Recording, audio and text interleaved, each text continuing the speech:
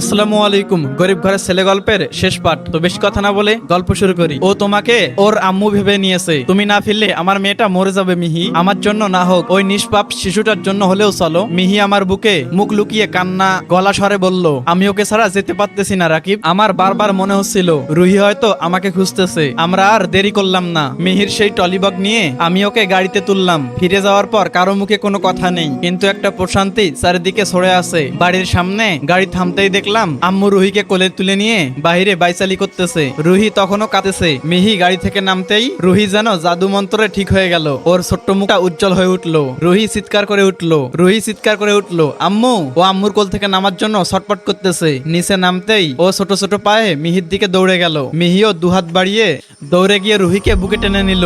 রুহিকে কোলে তুলে নিয়ে মিহি ওর কপালে আর গালে পাগলের মতো চুমু খেতে লাগলো। রুহি মিহির গলা ধরে কাঁদো কাঁদো গলায় বলল, তুমি পচা, তুমি আমাকে ফেলে কেন গেছো আম্মু? আর কোনোদিন যাবা না, ঠিক আছে? মিহি চোখের জল মুছতে মুছতে হাসলো আর বলল, না আম্মু, আর কোনোদিন তোমাকে ছেড়ে যাব না। বলেই মিহি রুহিকে আরো চুমু দিতে লাগলো। দূর থেকে দাঁড়িয়ে আমি আর আম্মু এই দৃশ্যটা দেখতেছিলাম। হঠাৎ মনে হলো 4 বছর আগে সেই শ্মশান হওয়া বাড়িটা আজকে আবার নতুন করে প্রাণ ফিরে পেয়েছে। আরিশা হয়তো উপর থেকে দেখে খুশি হচ্ছে, কারণ ওর আমানত আজকে একা নয়, এক নতুন মায়ের ছায়া খুঁজে পেয়েছে। মিহি রুহিকে কোলে তুলে নিয়ে ধীর পায়ে ঘরের ভিতরে ঢুকলো। রুহি যেন ওর কোল থেকে নামতেই চাচ্ছে না। মিহির ওন্নাটা শক্ত করে ধরে রেখেছে, যেন ও একটু আলগা করলেই ও আবার হারিয়ে যাবে। আম্মুর মুখে আজ 4 বছর পর শীতলে তিতের হাসি দেখলাম। তিনি বারবার আঁচল দিয়ে চোখের জল মুছতেছেন আর বিড়বিড় করে বলতেছে, আল্লাহ যা করেন মঙ্গলের জন্যই করেন। রুহি তো মিহির পিছন ছাড়তেছে না। মিহি রান্নাঘরে গেলে ও সেখানে যাচ্ছে। আবার মিহি ঘর গোছাতে বসলে ও পাশে বসে 101টা প্রশ্ন করতেছে। মিহিও খুব ধৈর্য নিয়ে প্রতিটা কথার উত্তর দিচ্ছে আর মাঝে মধ্যে রুহিকে জড়িয়ে ধরে আদর করতেছে। রাতে আমরা সবাই উঠোনে খেতে বসেছি। আজকে পরিবেশটা অন্যরকম। মিহি রুহিকে নিজের হাতে খাইয়ে দিচ্ছে। রুহি খুব আয়েশ করে খাইতেছে আর মিহির দিকে তাকিয়ে হাসতেছে। আমি লক্ষ্য করলাম এই একটা দিনে রুহির চেহারার বিষণ্ণতা একদম কেটে গেছে। আমি খাওয়ার মাঝখানে আম্মুর দিকে তাকিয়ে একটু গম্ভীর গলায় বললাম, আম্মু একটা কথা বলার ছিল। আম্মু বলল, বল বাজান। আসলে আম্মু, আমি তাড়াহুড়া করে চলে এসেছি। ওখানে আমার অনেক বড় ব্যবসা, 4 বছর ধরে অনেক কষ্ট করে দাঁড় করিয়েছি। আমি না থাকায় অনেক ক্ষতি হয়ে যাচ্ছে। তাই জন্য আমি ভাবছি কালকে সকালেই আমি তোমাদেরকে নিয়ে ঢাকায় রওনা দিব। তুমি, মিহি আর রুহি সবাই আমার সাথে যাবে। কথাটা শুনে রুহি 2 হাত তালি দিয়ে বলে উঠলো, এ কি মজা, আমরা সবাই একসাথে থাকবো। আব্বু আম্মু আর দিদা সবাই যাব। মিহি থমকে গিয়ে আমার দিকে তাকালো। আম্মু একটু ইতস্তিত হয়ে বললেন, বাজান, এই বুড়ো বয়সে এই শহরে গিয়ে কি করব? আমি বরং এখানেই থাকি, তোরা যা। আমি কিছু বলার আগেই রুহি আম্মুর হাত ধরে ঝুলে পড়লো। রুহি বলল, না দিদা, তুমি না গেলে আমিও যাব না, আম্মুও যাবে। তুমি না গেলে আমার মন খারাপ হবে। রুহির ওইটুকু আবদার আর চোখের মায়ার দিকে তাকিয়ে আম্মু আর না করতে পারলেন না। দীর্ঘশ্বাস ফেলে রুহির দিকে তাকিয়ে বললেন, কি আর করুম, নাতনির যা জেদ। ঠিক আছে বাজান, আমি রাজি। মিহি নিঃশব্দে মাথা নিচু করে রইল। ওর মনে হয়তো এখনো অনেক দ্বিধা, কিন্তু রুহির ভালোবাসার কাছে ও আজকে বন্দী। রাতে রুহি জেদ ধরলো ও আজকে মিহির কাছেই ঘুমাবে। আমি দেখলাম মিহি ওকে পরম মমতায় জড়িয়ে ধরে শুয়ে পড়লো। পরের দিন সকালে মনে হলো আজকে তো নতুন ভোরে এক সূর্য উঠেছে। মিহি খুব ভোরে উঠে রুহিকে নিজের হাতে সুন্দর করে সাজিয়ে দিয়েছে। রুহিকে একটা লাল ফ্রক পরিয়ে ওর চুলে 2টি ঝুটি বেঁধে দিয়েছে। ওকে একদম রাজকন্যার মতো লাগতেছে। আমাদের সবার গোছগাছ শেষ, ব্যাগপত্র সব গাড়িতে তোলা হলো। মিহি যাওয়ার সময় একবার আমার বাবার চায়ের দোকানের দিকে তাকালো, যেই দোকানটি সে 4 বছর ধরে আগলে রেখেছিল। ওর চোখে জল এলেও মুখে একটা প্রাপ্তির হাসি ছিল। আমরা সবাই রওনা দিলাম। কয়েক ঘন্টা একনাগাড়ি গাড়ি চালানোর পর যখন ঢাকার ব্যস্ত রাস্তায় ঢুকলাম, রুহি জানালার কাছ দিয়ে বড় বড় বিল্ডিং দেখে অবাক হয়ে যাচ্ছিল। দুপুর নাগাদ আমরা আমাদের ফ্ল্যাটের সামনে গিয়ে পৌঁছালাম। বাসার কলিং বেল বাজাতেই দরজা খুললেন আরিশার আব্বু আম্মু। রুহি ভেতরে গিয়ে দৌড়ে গিয়ে তার নানুকে জড়িয়ে ধরলো। রুহি বলল, নানু নানু, দেখো আমার আম্মু পেয়ে গেছি। এই যে আমার আম্মু। রুহি আঙ্গুল দিয়ে মিহিকে দেখালো। আঙ্কেল আর আন্টি একদম আকাশ থেকে পড়লেন। তারা প্রথমে আমার দিকে, তারপরে মিহির দিকে বিস্ময় নিয়ে তাকাতে লাগলো। মিহি মাথা নিচু করে আড়ালে দাঁড়িয়ে রইলো। আঙ্কেল অবাক হয়ে বললেন, রাকিব, এই মেয়েটিকে? আমি একটা দীর্ঘশ্বাস ফেলে সবাইকে ড্রয়িং রুমে বসতে বললাম। তারপরে 4 বছরের আগে সেই মিথ্যা অপবাদ, মিহির সেই ভুলের প্রায়শ্চিত্ত, কোতে গ্রামে চলে যাওয়া, আমার মায়ের সেবা করা, এই রুহির সাথে এই আর্থিক সম্পর্কের সবকিছু বিস্তারিত খুলে বললাম। সবটা শুনে আঙ্কেল আর আন্টি অনেকটা চুপ করে থাকলেন। আন্টির চোখে জল চলে এসেছে। তিনি উঠে গিয়ে মিহির হাত দুটো ধরলেন। আন্টি বললেন, মা, তুমি যা করেছো তা আজকের দিনে কেউ করে না। আরিশা নেই, কিন্তু রুহির জন্য মা হিসেবে হয়তো আল্লাহ তোমাকেই ঠিক করে রেখেছেন। আমরা অনেক খুশি হয়েছি মা। আঙ্কেল আমার কাঁধে হাত রেখে বললেন, রাকিব, তুমি সঠিক সিদ্ধান্ত নিয়েছো। মিহি ওর ভুলের জন্য যথেষ্ট কষ্ট পেয়েছে। এখন আমরা সবাই মিলেমিশে থাকবো। আরিশার আত্মা এতে শান্তি পাবে। কয়েকদিন পর মিহি রুহিকে এমন এমন ভাবে আগলে রেখেছে যে এক মুহূর্তের জন্য মনে হয় না ও রুহির নিজের মা নয়। রুহিও এখন আর আগের মতো কান্নাকাটি করে না, সারাক্ষণ আম্মু আম্মু করে মিহির পিছনে পিছনে ঘোরে। শুধু রুহি নয়, সবাইকে পরম মমতায় আগলে রেখেছেন। আরিশার আম্মু তো এখন মিহিকে নিজের মেয়ের মতো দেখেন। বাড়ির মৃত ছোঁয়াটা মিহির স্পর্শে একবার যেন প্রাণবন্ধন হয়ে উঠেছে। একদিন বিকেলে মিহি রুহিকে নিয়ে ছাদে খেলতেছিল। আমি তখন নিজের ঘরে ল্যাপটপে কাজ করতেছিলাম। হঠাৎ আম্মু এসে বললেন আরিশার আব্বু আম্মু আমাকে ড্রয়িং রুমে ডাকতেছেন।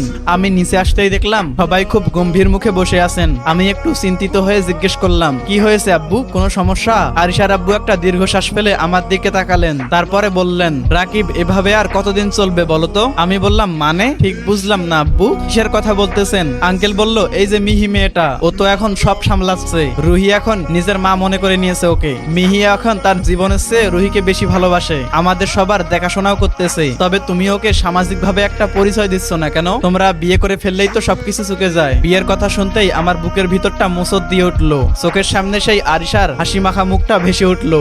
আমি ধরা গলায় বললাম, আব্বু আপনারা তো জানেনই আরিশা ছাড়া আমি কাউকে স্ত্রী হিসেবে মেনে নিতে পারবো না। ওকে দেওয়া কথা আমি কিভাবে ভাঙবো? এবার আরিশার আম্মু এগিয়ে আসলেন। তিনি আমার হাত ধরে বললেন, বাবা রাকিব, আরিশা যেখানেই থাকুক ও নিশ্চয়ই রুহিকে খুশি থাকা দেখে অনেক সুখে আছে। আরিশা নিজেই চেয়েছিল রুহি যেন মাহের অভাব বুঝতে না পারে। মিহি আজকে সেই অভাবটা পূরণ করেছে। তুমি যদি মিহিকে বিয়ে করো তবে আরিশা উপর থেকে খুশি হবে। ও কখনোই চাইতো না যে তুমি আর রুহি একা থাকো। আম্মু পাশ থেকে বললেন, বাজান মেয়েটা ওর জীবনের সবকিছু বিসর্জন দিয়ে এই 4 বছর আমার সেবা করেছে। এখন রুহির ভবিষ্যতের দিকে তাকিয়ে হলেও নিজের জেদটা ছাড়। সবার অনেক বোঝানোর পর আর রুহির ভবিষ্যতের কথা চিন্তা করে শেষমেশ আমি মাথা নিচু করে বিয়েতে রাজি হয়ে গেলাম। আঙ্কেল তখন মিহিকে উপর থেকে ডাক পাঠালেন। মিহি নিচে আসলে আঙ্কেল তাকে বললেন, মিহিমা, আমরা চাইতেছি তুমি আর রাকিব বিয়ে করো। এতে তাতে রুহি তার মায়ের অধিকার পাবে আর তুমিও এই বাড়ির বউ হয়ে সম্মান নিয়ে থাকতে পারবে। তোমার কি মত? মিহি অপরাধ মাখা মুখে চোখে একবার আমার দিকে তাকালো, তারপরে মাথা নিচু করে শান্ত গলায় বলল, আঙ্কেল আমি ওর জীবনের যে পরিমাণ ক্ষতি করেছি তাতে ওনার পাশে আমার দাঁড়ানোর যোগ্যতাও নাই। কিন্তু রুহির জন্য যদি আমাকে বিষও খেতে হয় আমি তাও হাসি মুখে করব। আপনারা যা ভালো মনে করেন, আমার তাতে কোনো আপত্তি নাই। 2 দিন পর আঙ্কেল আমাদের ঘরোয়া ভাবেই বিয়ের আয়োজন করলেন। খুব সাধারণ ভাবেই কাজী ডেকে আমাদের বিয়ে হলো। আরিশার বাবা মা নিজেরাই দাঁড়িয়ে সবকিছু সম্পূর্ণ করলেন। আজকে আমাদের বাসর রাত। আমি খুব ধীর পায়ে ঘরে ঢুকলাম। ভিতরে গিয়ে দেখি মিহি রুহিকে নিয়ে বিছানায় বসে আছেন। রুহি আমাকে দেখে অবাক হয়ে বলল, আব্বু তুমি এখানে কি করতে এসেছো? তুমি তোমার রুমে যাও, তুমি পসা, আম্মুর সাথে আমি ঘুমাবো। হঠাৎ দরজায় মৃদুর টোকা পড়লো। আমি দরজা খুলতেই দেখি আরিশার আম্মু দাঁড়িয়ে আছেন। তিনি ভিতরে ঢুকে হেসে রুহির কাছে গেলেন। আন্টি বললেন, রুহি দাদু ভাই এসো তো সোনা, আজকে আমরা একসাথে ঘুমাবো। রুহি মুখ ঘুরিয়ে বলল, না আমি আম্মুর সাথে থাকবো। আন্টি এবার রুহিকে বলতে শুরু করলেন, শোনো আজকে তোমার জন্য অনেক অনেক চকলেট কিনেছি আর রাতে তোমাকে পরিদেশের দারুণ দারুণ গল্প শোনাবো। এসো আমার সাথে। গল্প আর চকলেটের নাম শুনে রুহি একটু নরম হলো। সে মিহির দিকে তাকিয়ে বলল, আম্মু আমি কি শুনবো?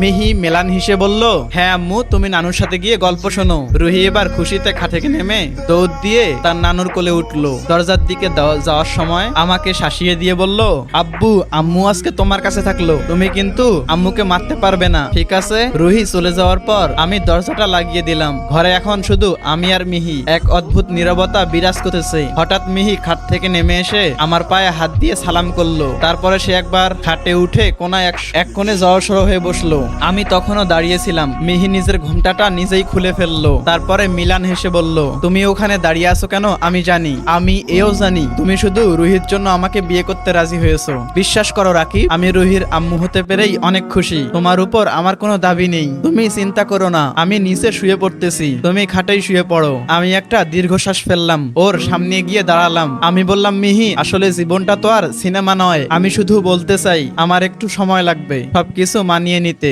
আরিশার জায়গা অন্য কাউকে দিতে একটু সময় লাগবে। তুমি কি আমাকে সেই সময়টুকু দিবে? মিহি মাথা তুলে আমার দিকে তাকালো। ওর চোখের জল তিতির করতেছে। মিহি বলল, কোনো সমস্যা নাই রাকিব, তুমি আমাকে না মানিয়ে নিলেও আমি খুশি। কারণ তুমি আমার যে দেওয়া সব অপবাদ ক্ষমা করে দিয়ে আমাকে যে রুহির মায়ের স্বীকৃতি দিয়েছো, এটাই আমার জীবনের পরম পাওয়া। এর চেয়ে বেশি কিছু আমি চাই না। আমি আর কিছু না বলে বিছানার একপাশে শুয়ে পড়লাম। মিহি নিচে বালুস টেনে নিতে চাইলো, কিন্তু আমি বাধা দিলাম। আমি বললাম, নিচে শুতে হবে না, তুমি বিছানাতেই ওপাশে শো, আমি তোমাকে বিশ্বাস করি। মিহি নিঃশব্দে খাটের এক কোনায় শুয়ে পড়লো। জানালা দিয়ে চাঁদের আলো ঘরে এসে পড়তেছে। আমি জানি আরিশার জায়গা কেউ কোনোদিন নিতে পারবে না, কিন্তু মিহির যে ত্যাগ আর ভালোবাসা দিয়ে আমাদের ঘরটা জোড়া লাগিয়েছে তা অস্বীকার করার কোনো উপায় নেই।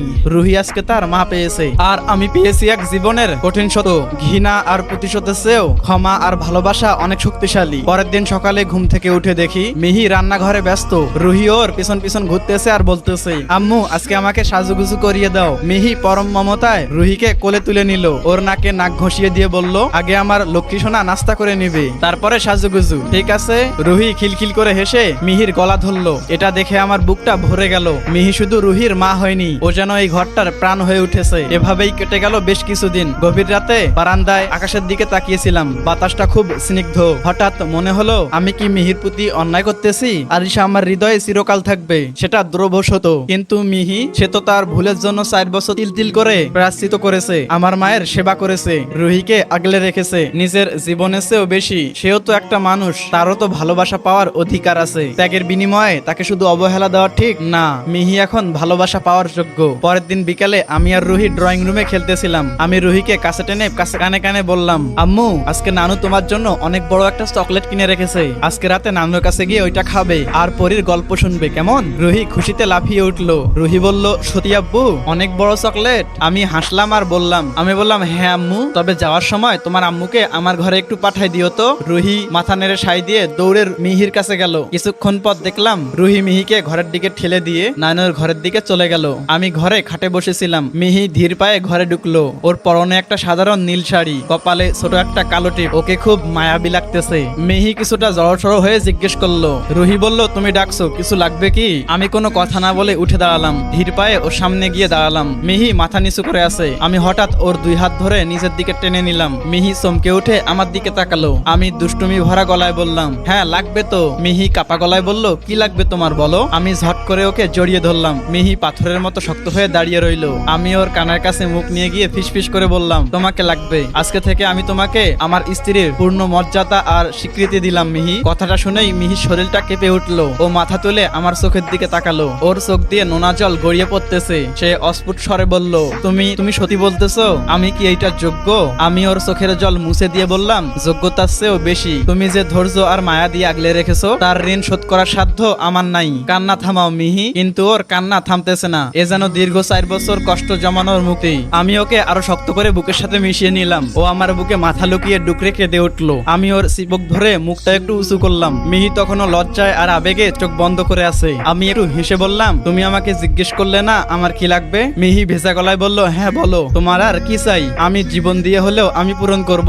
আমি ওর চোখের দিকে তাকিয়ে একটু দুষ্টুমি করে বললাম, আমার কিচ্ছু লাগবে না, কিন্তু রুহির জানি কি জানি একটা লাগবে। মিহি অবাক হয়ে বলল, রুহির কি লাগবে? ও তো চকলেট খাচ্ছে। আমি একদম ওর কাছে গিয়ে ফিসফিস করে বললাম, রুহি বলছিল ওর নাকি একটা ছোট্ট ভাই লাগবে, একা একা নাকি ওর ভালো লাগে না। মুহূর্তের মধ্যেই মিহির ফর্সা গালটা লাল হয়ে গেল। ও নিজের মুখ লুকিয়ে আবার আমার বুকে আছড়ে পড়লো। ওর এই লজ্জামাখা হাসিটা যেন পুরো ঘরকে আলোকিত করে দিল। আমি আর দেরি করলাম না। ওর কপালে একটা দীর্ঘ চুমুখে ধীরে ধীরে ওর ঠোঁটের কাছে মুখ নিয়ে গেলাম। বাহিরে তখন ঝিঝি পোকার ডাক, আর ঘরে আমাদের 2 হৃদয়ের স্পন্দন। ঘৃণা, অপরাধবোধ, জেদ ধুয়ে সব ভুলে গিয়ে রুহির ঠোঁটে আমার ঠোঁট জোড়া ডুবিয়ে দিলাম। আহ, সেই কি অনুভূতি! আর আপনাদের বোঝানো গেল না। এখন আমরা ভালোবাসার জগতে চলে গেছি রুহির ভাই খুঁজতে। বাকিটা ইতিহাস হয়ে গেল। তো এভরিওয়ান, গল্পটি কেমন ছিল সবাই একটু কমেন্ট বক্সে জানাবেন। আর নেক্সট গল্পের জন্য তোমরা সবাই অপেক্ষা করো। সবাই ভালো থাকবেন।